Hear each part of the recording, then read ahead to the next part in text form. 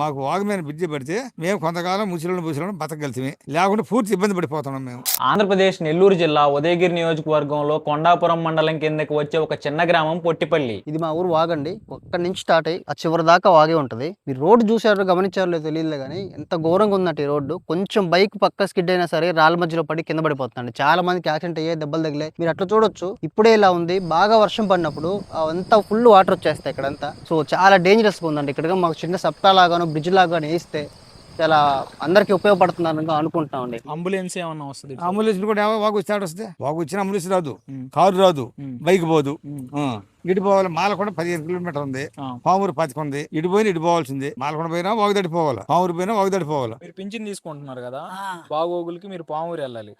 మీరు ఆ పామూరు వెళ్ళడానికి మీరు పడుతున్న ఇబ్బందులు ఏంటి? రాళ్ళు లేక ఇదే ఇబ్బంది. వాగు దాటలేకపోయేది, బస్సుకు పోలేక ఊరకనే ఇంట్లో పడి వస్తాను. చంద్రబాబు గారు ఈ పొట్టిపల్లి గ్రామ ప్రజల సమస్యని తమ ఊరికి తీసుకురావాలన్నదే ఈ ప్రయత్నం.